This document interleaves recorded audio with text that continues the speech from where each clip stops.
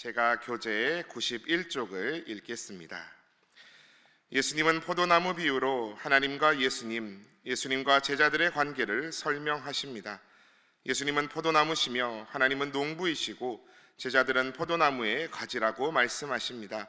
예수님께서는 자신이 하나님의 계명을 지켜 그의 사랑 안에 거하시듯 제자들도 세상에 핍박이 있을지라도 서로 사랑하라는 새 계명을 지켜 그 사랑 안에 거할 것을 요청하십니다. 오늘 함께 읽었던 요한복음 15장은 너무나 잘 아시는 유명한 장입니다. 바로 예수님은 참 포도나무요 우리는 가지다 하는 말씀이지요. 유명하다는 것은 그만큼 중요하다는 뜻입니다. 어릴 적 성경학교에서 불렀던 찬양이 생각납니다. 예수님은 생명의 참 포도나무, 아버지는 포도원 농부시니 가지들아 열매를 맺지 않으면 아낌없이 찍어서 던지시리라. 기억나시나요? 네, 다들 추억에 빠져 계신 것 같은데요. 참 마음 몽글몽글해지는 예쁜 선율에 비해서 저는 이 가사가 어릴 적 들어도 가슴 한켠을 푹 찔러오는 선뜩함이 느껴졌습니다. 근데요 여러분, 그 느낌이 맞습니다. 오늘 주님께서는 우리에게 마치 칼날 위에 서 있는 듯, 절벽 끝에 서 있는 듯 결단을 요청하십니다. 오늘 15장 1절 말씀은 어떻게 시작합니까? 1절을 주목하여 보십시오. 나는 참 포도나무요 내 아버지는 농부라. 아멘. 여러분, 포도나무는 본래 누구를 상징합니까? 구약 내내 나오는 이야기를 보시면 시편 80편에서도 이사야서 5장에서도 예레미야서 2장에서도 포도나무는 이스라엘 백성을 상징합니다. 농부 되신 하나님께서 애굽에서 구속해내서 심으신 포도나무가 이스라엘 백성이라 말씀하십니다. 그런데 오늘 예수님은 자신을 무엇이라 선포하십니까? 나는 참 포도나무요. 그 말은 달리 말하면 무엇입니까? 나 빼고는 다 거짓 포도나무라는 말입니다. 나만 포도나무다, 그 말씀입니다. 유대인들에게는 가히 충격적인 선포입니다. 우리는 유대인이니까 할례 받았으니까 구원받은 백성이지. 아니요, 예수님께서는 그 생각을 박살내십니다. 2절 말씀을 보십시오. 물은 내게 붙어있어 열매를 맺지 아니하는 가지는 아버지께서 그것을 제거해 버리시고 무릇 열매를 맺는 가지는 더 열매를 맺게 하려 하여 그것을 깨끗하게 하시느니라. 아멘. 예수님께 붙어 열매 맺지 아니하는 가지는 하나님께서 제거해 버리실 것이다. 예수님께 붙어 있지 않으면 구원이 없다. 어제 14장 6절에서도 예수님 말씀하셨지요. 내가 곧 길이요 진리요 생명이니 나로 말미암지 않고는 아버지께로 올 자가 없느니라. 아멘. 위임 목사님께서 설교하셨듯이 그것이 유일한 더 웨이, 유일한 길이었습니다. 오늘도 예수님 자신만이 유일한 참 포도나무라 말씀하십니다. 여러분, 우리가 정말 예수님만이 참 포도나무라 믿고 거기에 단단히 매달려 계십니까? 3절 말씀 보십시오. 너희는 내가 일러준 말로 이미 깨끗하여졌으니. 내가 일러준 말이 무엇입니까? 예수님의 말씀입니다. 말씀이 왜 중요합니까? 진리의 말씀 외에는, 그 말씀을 믿는 길 외에는 깨끗해질 길이 하나도 없기 때문입니다. 우리가 왜 새벽마다 말씀과 함께로 동행하고 있습니까? 그것이 참 포도나무 대신 예수님 안에 거하는 유일한 방법이기 때문입니다. 4절 말씀 주목해 보십시오. 내 안에 거하라, 나도 너희 안에 거하리라. 가지가 포도나무에 붙어 있지 아니하면 스스로 열매를 맺을 수 없음 같이 너희도 내 안에 있지 아니하면 그러하리라. 아멘. 내 안에 거하라, 나도 너희 안에 거하리라가 어떻게 가능합니까? 예수님 내 마음에 들어와 주세요, 기도만 하면 됩니까? 말씀으로 가능한 길입니다. 예수님 그 자체가 누구십니까? 요한복음 1장 1절이 어떻게 시작됐습니까? 태초에 말씀이 계시니라. 이 말씀이 하나님과 함께 계셨으니 이 말씀은 곧 하나님이시니라. 예수님이 말씀 로고스 그 자체임으심을 설명하며 시작하지 않았습니까? 사랑하는 신일의 성도 여러분, 말씀 안에 있지 않고 맺을 수 있는 구원은 없습니다. 여기 얼마나 세상적으로 뛰어나신 분, 잘나신 분들 많으신데 왜 새파랗게 젊은 목사 설교 듣겠다고 이 추운 새벽에 여기 나와 계십니까? 제가 잘나서요? 제가 뭐 얼굴이 차은우처럼 잘생겼어요? 전혀 아니지요. 말씀 때문에, 그 말씀에 붙어 있고자 나오신 것 아닙니까? 참으로 잘하셨습니다. 우리 오늘 15장 5절 말씀을 우리 한 목소리로 봉독하겠습니다. 5절입니다. 시작. 나는 포도나무요 너희는 가지라. 그가 내 안에 내가 그 안에 거하면 사람이 열매를 많이 맺나니 나를 떠나서는 너희가 아무것도 할 수 없음이라. 아멘. 그래서 오늘 첫 번째 기도 제목은 참 포도나무이신 예수님께 단단히 붙어있게 하소서 기도하시겠습니다. 참 포도나무이신 예수님께 단단히 붙어있게 하소서.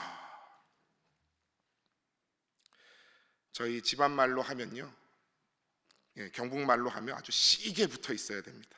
아주 세게 붙어 있어야 된다는 말입니다. 주님 앞에 안에 붙어 열매 맺는, 열매 되시는 우리 신일의 권속들 다 되시기를 축복합니다.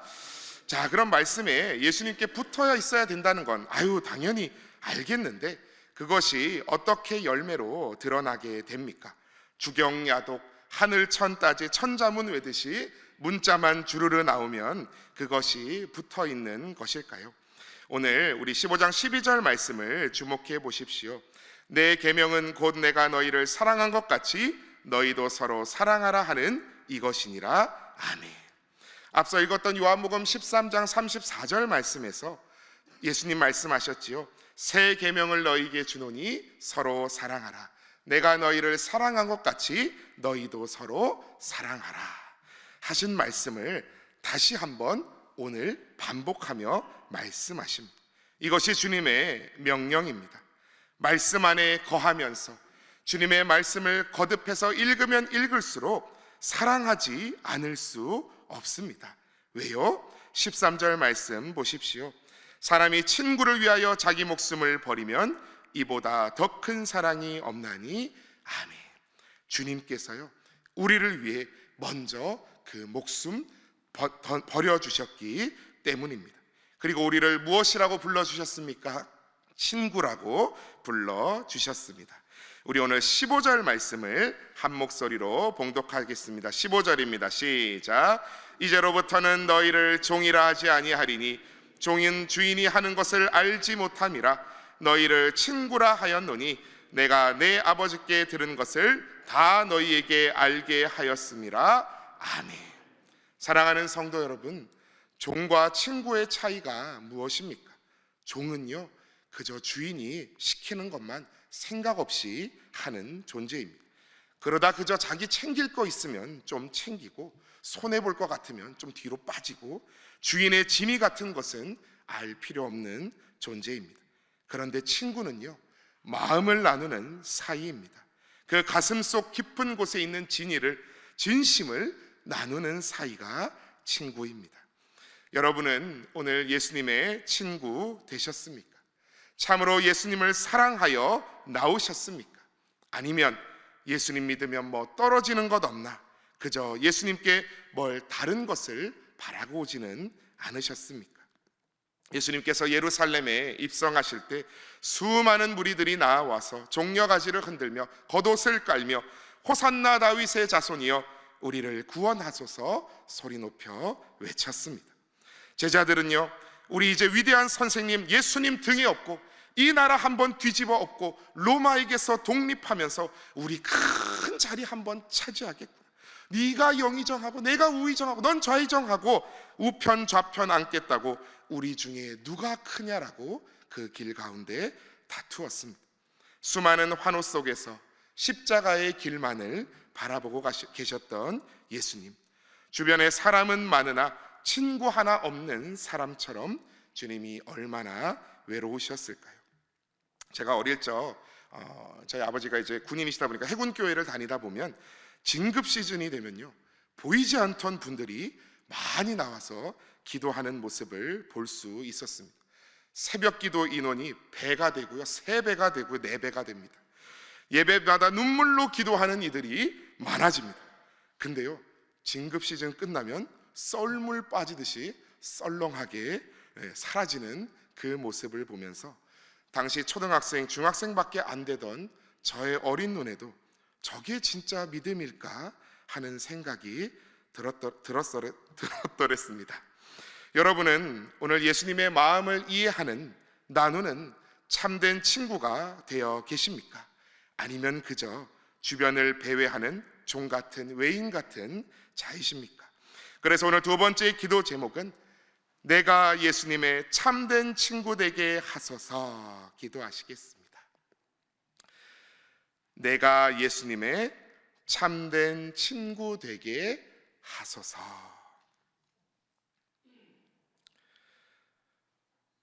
내가 예수님의 참된 친구 되게 하소서. 그저 예수님 앞에 재물을, 명예를, 진급을, 내 영달을 바라고 나아오는 외인 같은 신앙이 아니라 참으로 예수님의 그 사랑의 마음을 알고 또 서로 사랑하며 그 사랑을 실천하시는 참된 친구 되시는 저 여러분 다 되시기를 주님의 이름으로 축복합니다. 이제 마지막으로 18절부터 예수님께서는 너희가 세상에서 미움받을 것이다, 박해받을 것이다 말씀하고 계십니다. 18절 말씀 주목해 보십시오. 세상이 너희를 미워하면 너희보다 먼저 나를 미워한 줄을 알라. 아멘. 세상은 빛 대신 주님을 알지 못했습니다. 그리고 지금도 세상은 교회를 공격합니다. 어느 순간 예수님을 믿는 것이, 교회에 다니는 것이 마치 유행에 뒤처진 옷을 입은 양 세련되지 못한 듯한 인식을 받게 만들기도 합니다.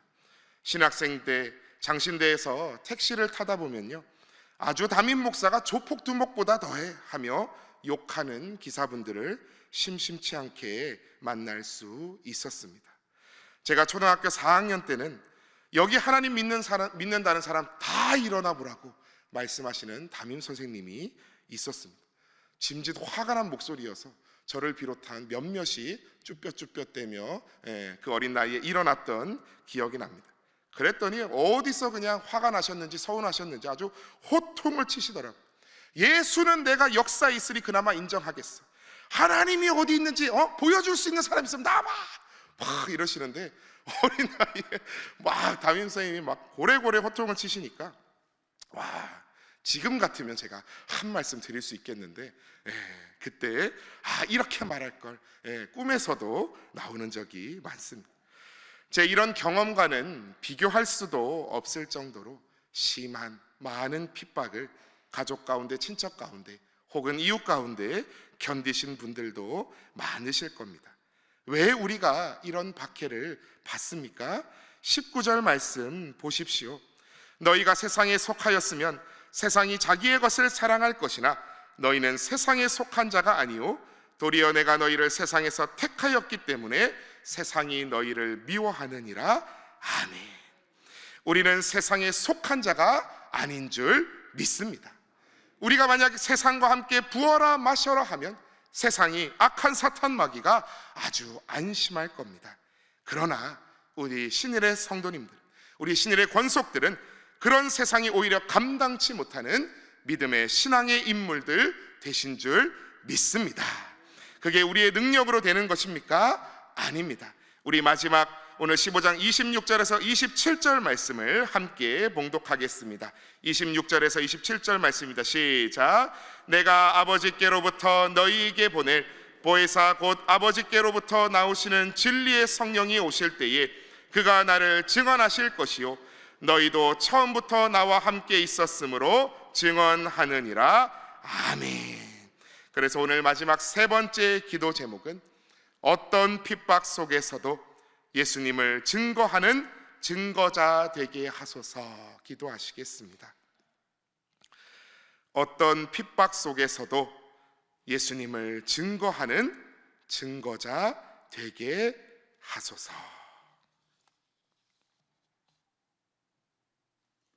어떤 핍박 속에서도 예수님을 증거하는 증거자 되게 하소서 기도한 제목대로 성령 하나님 주시는 힘으로 능력으로 오늘도 세상 가운데 진리 되신 참 포도나무 되신 우리의 참된 친구 되시는 예수님을 증거하며 나아가시는 저와 여러분 다 되시기를 주님의 이름으로 축복합니다.